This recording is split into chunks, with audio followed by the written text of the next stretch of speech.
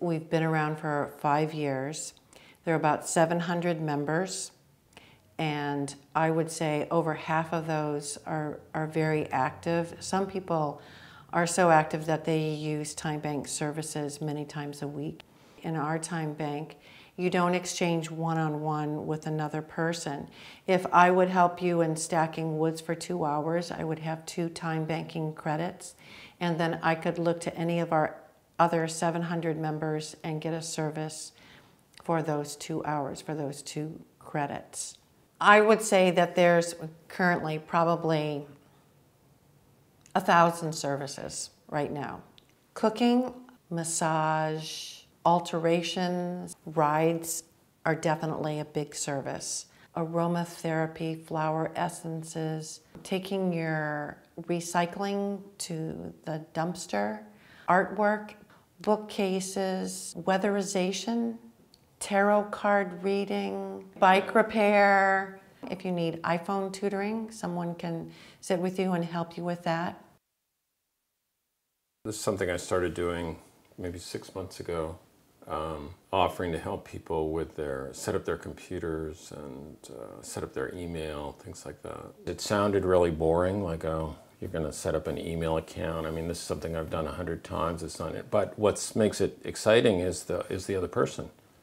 The other person's a real human being, and you have this connection with them, and then it's very full, very enriching kind of experience. So even if you live in a small community like Montpelier, it can be very isolating if you're strictly, going to the grocery store. And, if you're just using the regular economy, it can be things can be very isolating, especially if you start, buying things on the internet. Then you really don't even see anybody. Yeah, okay, sure. I'm learning to play piano, and one of the members of the time bank is really well-known piano player.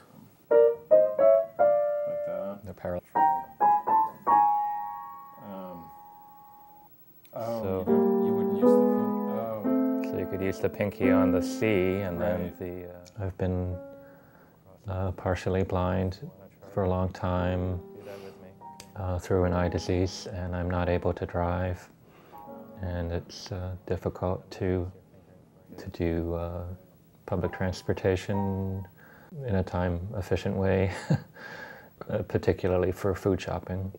You go down this list and you think you can't do anything, you don't have any, quote, expertise, and then you realize there are plenty of people that, whatever reason, they can do A, B, C, D, and E, but they can't do F, G, H, I, and J, and you might easily be able to do that. I need help with people reading out loud to me, tons and tons of people do that, and tons of people enjoy doing that. I needed services that I could no longer pay for.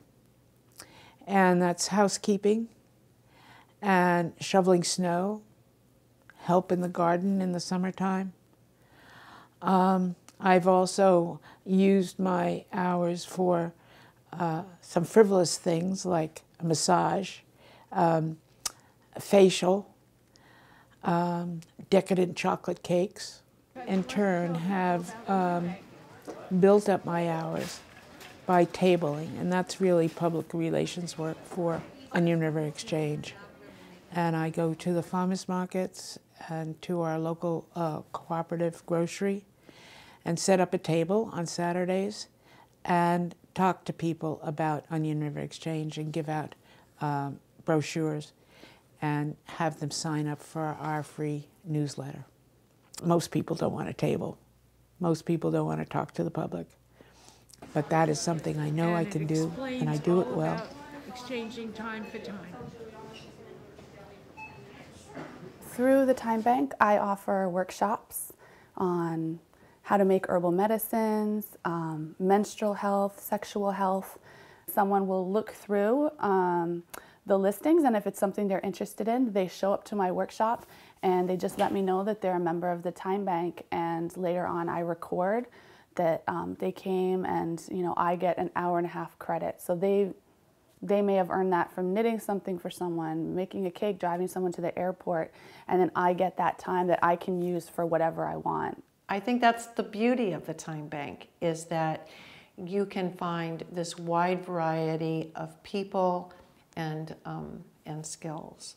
One member who got married a year ago, and his entire wedding was through the time bank. The dress was made, the location where they got married, the food, the flowers, the minister, the music, all was through the time bank. A lot of people that I've talked to are interested in the time bank and feel the same way. It's a time commitment. And I explain, no, you can just post what you love to do and people will get in touch with you, or you don't even have to post anything. You just look and see what's offered, what needs there are in the community, and you're like, oh, I can do that. Then it's really, you're not signing up for, you know, hours and hours per month or per week of time. It's totally optional. This way of sharing what we have, especially when everyone gets to do what they love to do, as I think we're really used to, oh, we have to do something we don't want to do and go and work for someone else in order to get money, in order to pay the rent, in order to, you know, buy our food. So it's difficult to remind myself that it's okay to accept hours from people, even if it's something I love doing, because I'm used to having to go do something I don't want to do. Well, I think people are less and less satisfied with sort of normal life. I think that that's just the state that we're in, you know, that people do feel that something's missing. And I think you hear that all the time, you know, and that people will be drawn to the time bank by their own, you know, kind of sense of life being somewhat empty and sterile. You know, life is about fixing things. Life is about moving from discomfort to comfort. But it could be that your discomfort is the most valuable thing that you have, because it's a question. It's opening things up. It's allowing you to see in a different way. It's the right thing to do to build community and connection with one another in these troubled times, and they are troubled. I think because it's been lacking, it seems to have been lacking for so many years, that more and more people are aware of how important community is. As soon as we became so mobile, we didn't need each other as much.